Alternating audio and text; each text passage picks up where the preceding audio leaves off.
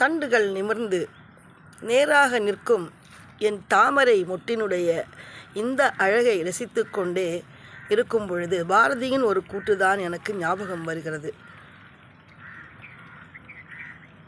நிமிர்ந்த நன்னடை, நேர்கொண்ட பார்வை.